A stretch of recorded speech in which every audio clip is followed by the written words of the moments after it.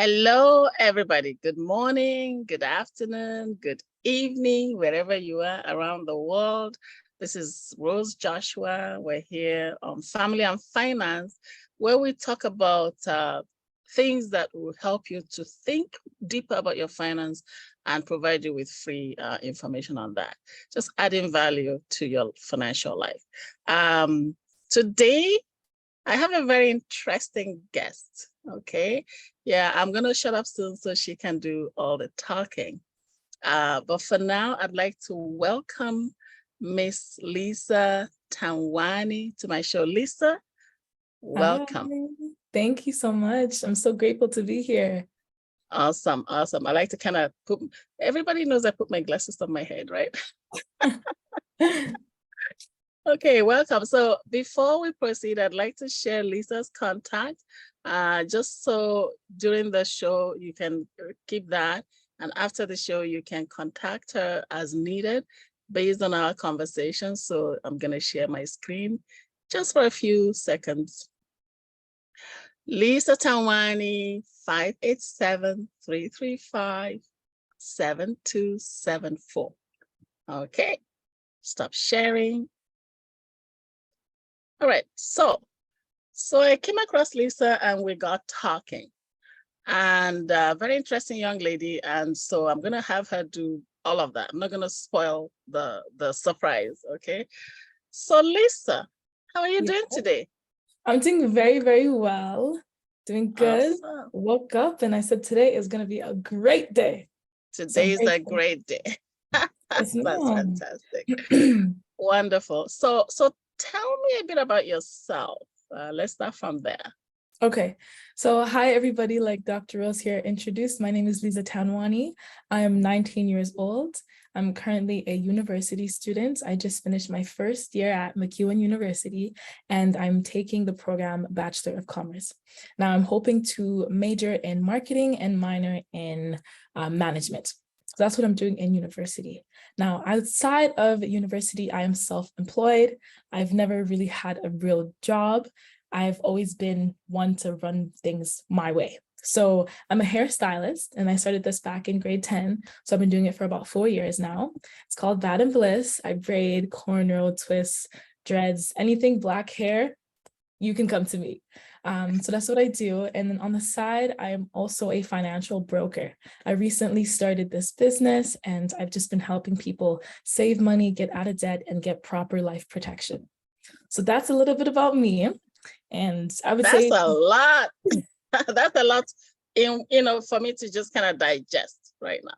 So you're 19. Yes. That's amazing. So yeah. At 19, you looks like you have a lot going on. So do people say that you're a wise 19-year-old? Has anybody said that to you, or is it just me? A lot of people, actually, whenever I sit down and I have conversations, especially with people that are my age, they're often shocked at everything that I'm doing, because I am doing a lot, right? So that they're doing a lot. They're often impressed. Even when I talk to much older people, they're like, wow, I wish this is the type of mindset I had when I was your age. And I'm like, okay, that means I'm doing good. That means I'm doing something right. So doing something right. So tell me, you're a hairstylist. Did you make the hair on your head? I did actually. Yeah. With the help of some of my friends for like the partying. But you did that yourself? I did. That is so cool. Well, you can see that I keep my hair very short, so no painful pulling of my scalp. I cry like a baby in those hair salons when it's time to do dreads and what have you. Okay, so you're a university student and you're a business person. Yes. I mean, how do you combine that? Like, tell me what happens in a day of LIZA Tanwani. In a day of LIZA Tanwani. Okay, so I try to, this thing of balance, I'm still trying to figure it out. But what I have so far is that I'll try to schedule my classes in the morning. So I'll be done around 2 p.m. at the latest. And I'll come back, I'll have about an hour or two to myself. And then I'll schedule hair appointments or financial appointments. So from morning to 2, I'm in school mode. And then maybe from like 4 to maybe like 7 or 8, I'm in business mode, whether hairstyling or my financial business consulting clients. that's 2 full days, because from morning till 2, and so you have 2 till midnight, 10 more hours to do stuff. Yeah. That's really like 2 full days. I applaud you. I really applaud you for doing that. Thank you. That's something that every 19-year-old needs to learn. And some of us who are almost 60 need to learn from you as well. Okay, Yeah. so here's the challenge that you came to me with. Mhm. And that's something that, it was kind of like, it piqued my interest. And I said, let's talk about it on the show. Okay. So your challenge is what? Tell me. My main challenge, I would say, is just balancing everything and really just figuring out exactly what I want to do and be able to accomplish every little step that is needed to accomplish those things. And So your goal that you talked about, I think I used the wrong word there. The goal that you're on this show for is what? Oh, millionaire by 30. Millionaire So and everyone, she wants to be a millionaire by age 30. by age 30. And she's 19 years old now. Okay. So the surprise is open now. So now let's talk about that, Lisa. Okay. So I'm putting on my cap as a financial advisor, and I'm saying millionaire by age 30, you were 19, that gives you 11 years to work with. That's a very short time frame. So what are your plans? How do you plan to get there? Let's kind of look at the overall plan, and and then we can take it from there. What are your plans? How do you plan to get to become a millionaire by age 30, starting from age 19? I know that it is financially possible, but I'd like to kind of hear from you what your plans are. Go ahead. Okay. So for most other millionaires that I've seen, the number one advice is to develop multiple sources of income. Now, I know that in order for me to reach that goal, I'm going to have to do that. Now, right now, I have my hairstyling going on and I have my financial business. Those two I'm trying to build and grow and add more. So later on, maybe in the next 2 to 3 years, I also want to begin a real estate business. And I would like to start using Airbnb and using the rent-to-rent strategy as a start, as an introduction into real estate. And then as I start making more money, I can make larger investments in real estate properties of my own. And on top of that, I also have my investments going for me right now. So I have a tax-free savings account that I try to max out whenever I can, whenever it's possible. And I know that if I have that money working hard for me, I won't have to do as much. I won't have to worry about that because compound interest is going to take care of a lot for me. So in terms of developing multiple sources of income, investments is also a big part. And right now I'm starting with a TFSA, but as I have more cash flow, I'm able to invest in other things as well. And then also hairstyling, financial business, and real estate. And those are my plans thus far. That's what I'm thinking. That's what you're thinking. Okay, those are good thoughts. Those are good thoughts. So that's a lot. So the investments, your TFSA, your non-registered, or like RSP, non-registered, all of those investments, the hairstyling, the real estate, Airbnb. Okay. So let's kind of take it one by one. Hairstyling is a very active income business. So how do you plan to expand on that? Because you're not going to be doing hairstyling as a closed millionaire. At some point, you're going to stop doing it yourself. Yes, but I'm going to hire employees. You're going to hire, okay. So you're going to have like a hairstyling boutique. Yes, like a salon. So I'm going to have a salon. I'm going to hire a whole bunch of hairstylists and teach them everything that I know. So even if I'm not there, my business is still running. Okay, so hairstyling salon, that's good. Yes. And then for the financial business, I know, that one you also need to build a team, right? Yes, I do. I do need to, because otherwise you're self-employed. Exactly. Active income, right? So unless, okay. I'm hoping to grow that one to a point where, the business is running without me. Right. So I'm training agents, they know what they're doing. So at a certain point, I don't even have to do the business. They're in, I have a whole bunch of agents working and it's just passive. And I can move on to developing the businesses. Ideally, I want to develop a business, have it run without me, and then go on and move on and develop more and more and more. I want to run businesses. Yeah.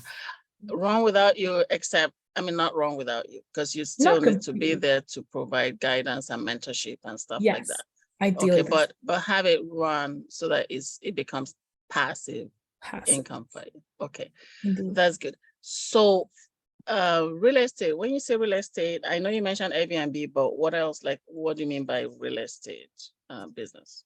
Real estate, well, really just having properties that make me money, basically. Okay. So with the rent to rent strategy, we're going to rent a lot of properties and then sublease them, obviously with permission, but then start with that. And then when I have enough cash flow, I'll actually start purchasing my own properties.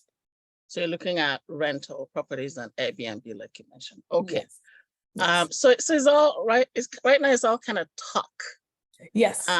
But I'd like to see, like, do you have a plan? Because, okay, so as a financial advisor, I like it when people come in to me with big dreams, big goals. Okay. But then I like to put everything on paper and come up with a strategy. So, you and I can, talk about this offline, but the idea will be to have a plan. So do you have a plan? I do. I have a rough draft. Okay. Share my screen if that's okay. Yes. Go Okay. ahead and share your screen. Basically, the plan that I have is really just an income plan, right? So the goal is to run businesses. I want to be a millionaire by age 30. So right now, what I have going on is as a financial broker and a hairstylist. So by the end of year one, this is when I'm 20, because right now I'm 19, I'll be 20 in October. So really I have 10 years and a couple of months, not 11 years. Yeah. Okay. So by next year, the businesses that are going to be running are my financial business and my hairstyling. I'm going to be growing these, developing these in the financial side, building agents and hairstyling, looking to see how I can expand it, how I can start hiring people, maybe getting my own place, looking at those options. But the income goal for that year is 50K. For year 2, 70K. Now, year 3 is when I want to add the real estate business. By this point, I should have been done with school. And so my time flexibility would be more. So this year 3, I want to reach an income of 100K. And then year 4, developing these 3 businesses again, here 150K, year 5, 300, year 6, 600, year 7, 500, year 8, 800, year 9, 900, and year 10, 1 million. These are the income goals. Now, here I have exactly what businesses I'm going to run plus more. I haven't thought about what else I can add. I'm hoping that as years go by and I have interests or I can identify these interests, I'll know what more I can develop, what I can start getting into. Yes. Okay. That sounds exciting. So you're 10 million plus. Okay. So those are income goals, right? But then have you factored in the fact that being a millionaire is really not only your income, because your net worth is your assets minus your liabilities. Okay. So even though you make $1 million in a year, you may not necessarily be a millionaire. Yeah, because somebody can make $1 million but squander it on stuff. So your net worth is really not what you get, but what you keep. Yep. Okay. So it's really about keeping more. So you just showed me an income goal plan, but I'm looking more. So you and I can take this offline. I really like this. I love this because listeners, so here's my thinking, and I'm thinking on the spot with Lisa here. Here's my thinking. Lisa is looking to become a millionaire by age 30, and what we need to do with Lisa, what I'm thinking we're going to do with Lisa, for accountability purposes, I would like for us to come back here every year. At the very least, I'd like to see So keep this goal that send it to me, because I want to keep this. This is a longitudinal study now. I'm putting on my PhD cap. The Okay. longitudinal study, where I'd like to see your starting point, and then next year by this time, I'd like to see where you're at, so that we can compare your goals Okay. with your actuals. Okay.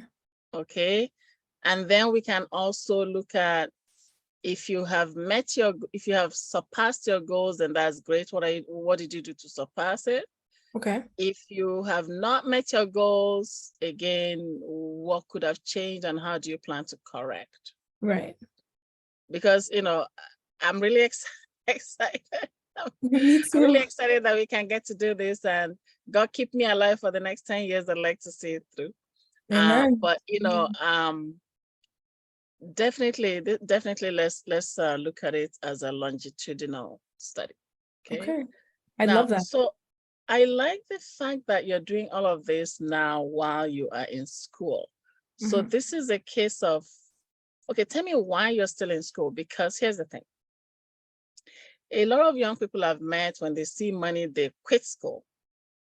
And that breaks my heart. So I'm really excited that you have this plan and you're still in school. So tell me why you see the value in education. Okay, before I get into why I see the value, I'm going to be very honest with how it started.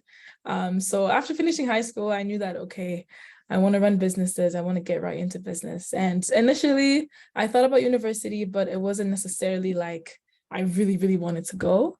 It's actually my parents who, I guess, motivated me and gave me the guidance that, hey, listen, you probably should still go to school, get that education, because it is important.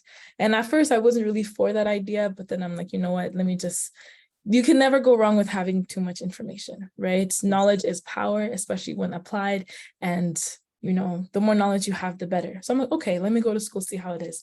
Now, in my first year, I actually really appreciated the fact that I went, because I learned so much information. I learned a lot more. And I know that if I didn't go to school, I probably would not have learned that. Now, the value in education is not only what you're going to take in, but also the associations, the people that you meet. And I've met a lot of interesting people. A lot of people I know are going to be in my life for a long time. And also those connections and networking. I know I've already identified some people that I know I'm going to need their guidance in the future. And I know I'll be able to call on them because I know them through this beautiful institution. So the value in education is really just acquiring that knowledge. And even if you don't use it in every day, there will come a time where you're going to have to call up, or you're going to have to remember that one class that you learned about this. Oh, how can I apply this? So really, you're going to be learning some transferable skills, not all, but some are going to be transferable into whatever field you choose to go into, whatever you choose to do. You're going to be able to call upon some of that knowledge, and it will help you. That is amazing. So every 18-year-old out there who is thinking of quitting school, listen to this young lady. She's 19, in university, doing business, and just having a goal to get to millionaire by age 30. Lisa, you are an inspiration to every young North American kid out there. Okay, you're a big inspiration. So thank you so much for being there. So tell me, I really like the fact that you're eating your cake and having it with school and business. That is awesome. And that's why I think a lot of older people are saying, well, how come I didn't think like you when I was 19? Because some of us go, with regrets that we quit school and all of that. But here you are doing both. And I also like the fact that you're studying BCom, majoring in marketing and minoring in management. So what that does for you then is to help you with all these businesses that you have. Yeah. That's cool. Exactly. Yeah, that okay. That's cool. So tell me, you mentioned mom and dad. Yes, mom and dad. So mom and dad should I say that mom and dad made you do it, but you love them anyway? Yes, I love them anyway. They strongly encouraged. Strongly encouraged. Yes. Okay, so mom and dad are not here, but what I'd like to do, think. Okay, so this is a 10-year plan. We need to come back to you in a year to see where you're at. I'd like to see mom and dad. I'd like to meet with them. Just, are you able to bring mom and dad to my show, like ASAP? The reason is I'd like to go with you offline, take another look at your plan, can I help you to develop a more solid plan? Because what you have is only income based. I'd like to see more of assets minus liabilities. I'd like to see the assets, liabilities, just so we can predict your net worth, because it's the net worth I'm looking for. Okay, so the fact that you made $1 million doesn't mean anything. Right. I'd like to see what you keep. And that's a lot of people make that mistake. They make money, but they spend it on cars and perishable things, travel. Yeah. Okay. So let's see that. But I'd like to talk with mom and dad. Where are mom and dad from? What is your heritage? We're from Cameroon. Cameroon. My parents are both from Cameroon. Yeah. That's and then cool. We came to Canada about 15 years ago. Nice.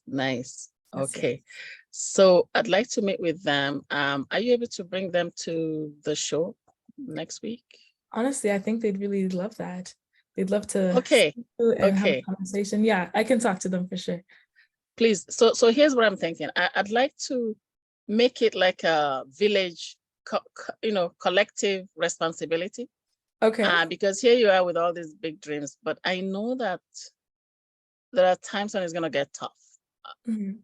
I know that at some point you're going to, feel like quitting. Mm-hmm. That's life. But I need to see the support structure. Okay. I need to see mom and dad backing you up. I'd like to hear from them what their plans are and stuff like that to support you through the process. Okay. All right. So that's good. Now, how about, you've made this plan. Yes. And I don't see marriage. Oh, I mean, I was thinking about business. I'm putting you on the spot. Okay. At what point do you plan on getting married? I was thinking maybe mid-20s. Mid-20s. Okay. Yeah. So the reason I asked that is because again, these plans are dynamically adjustable, right? Yes. So when we make a plan as singles, we need to factor in what happens when that second person comes into the picture. Mm-hmm. Like, do you plan to have kids? I do plan to have kids. So factor in when the kids come in, stuff like that. So that way you're making a plan knowing that there's going to be periods when you need to make some drastic changes to your plan. So again, we're going to take that offline just so we can draw up a solid plan for that. Okay. So that's getting married. Then the other question I had was, at what point do you plan to buy your first house, like a property? I know you talked about real estate, and you said it's year 3. Year 3 is when I want to begin my real estate business, the rent-to-rent strategy, but maybe purchase my own personal property. I was say in 5 years, starting at age 19, because I've already began planning. So by 24. By 24, you'll buy your own house. Yeah. Cool. All right. And so how much are you saving right now every month? Roughly maybe like around $500. $500 a month. Okay, that's cool. That's cool savings. Because again, sounding like a broken record, I'd like to see where your assets are gonna lie. In addition to. Okay, so that's really cool, Lisa. Thank you. Thank you for being on the show. And do you have anything else that you want to talk about? Anything else I want to talk about? Well, I would say maybe just give some advice to some people my age that are 18, 19, have big dreams and big goals. I would say, guys, dream, don't give up. You have time. People are much older than us and they haven't started realizing any of their dreams and goals because they stopped dreaming or they stop believing in themselves or let go of the possibilities that they could do more. So I want to say, guys, just keep dreaming and just make sure that you work for it, because it's easy to say, I'm going to do this, I'm going to do that, I'm going to accomplish this and that, but it's not going to happen if you don't put in the work, right? And one thing to help you, like deciding how you want to put in the work, guys, is to plan, because a failure to plan is a plan to fail. So it's really good that we're doing this, Dr. Rose, and you're going to help me develop my plan even more. But I strongly advise that you guys plan, decide what you want to do, and just put in the work every day. Do something that'll help you get better, right? If you get 1% better every day, then maybe not in a week, but in a year, 2 years, 3 years, the growth and the development is going to be insane. So that's the piece of advice that I have for people my age. Wow. You know what? It's not just for people your age, it's everybody. Because yeah, I guess there are older people, 60-year-olds who don't have a plan. They're just kind of going with the flow. So I'm really super impressed, Lisa, that, you know, here you are at 19, having a goal. And you know what, worst case scenario, you don't get there at 30, but because you already have a goal, you get there at 31, 32. Like, you know, it's really close because you have a goal. A lot of 18-year-olds don't have a goal. A lot of 18-year-olds don't even know what they want to do when they grow up, right? Yeah. A lot of 30-year-olds don't. So I'm really impressed that you're doing this. So I think we're going to continue this conversation. I'd like to bring your parents on board. Okay. Just so we can have a collective conversation. Before they come next week, I'd like you to do homework on fleshing out more details, because in addition to the income, I'd like to see assets and liabilities. So that way you can calculate your net worth, because it's really the net worth that makes you a millionaire. Okay. So let's do that homework over the next few days. And then next week, the same time, connect with your parents next week, sometime next week. I'd like for us to come back and continue this conversation. The objective for meeting with your parents is to come up with a consolidated plan. You know, it's still dynamically changeable, but a plan that they will support you through over the next 10 years, including when you get married, including when you have kids, because those are life-changing occurrences that could just kind of send your plan off a dangerous tangent. So we need to factor in all the risk factors and put a contingent plan in place, mitigation plan in place for them, because again, it's not going to be 100% rosy. All right. So thank you once again. And thank you. You've really spoken to me. I feel like you have contributed to my life today, because just watching you and listening to you, I'm like, wow, I wish I was like that when I was 19. Thank you so much. I appreciate that opportunity to be here. And I'm very, very excited to see how this 10-year process goes, and to go back and watch myself where I began, where I am now. It'll be incredible. I'm super excited. Thank you very much for the opportunity and for choosing me to be on your show, Dr. Rose. I'm very grateful and I'm very, very excited. Let's see if you can start a movement, you know, among the young people.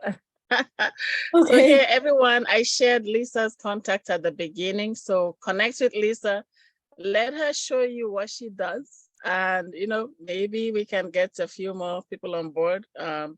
Let the challenge begin. Millionaire by 30 if you're 18 or 19 or even 20 years old. How's that, Lisa? Yep. Okay, so everyone, please connect with Lisa. You have her number, 587. I know I shared it. 335-7274. Okay, thanks again. Have an amazing day. Bye, everyone. God bless you.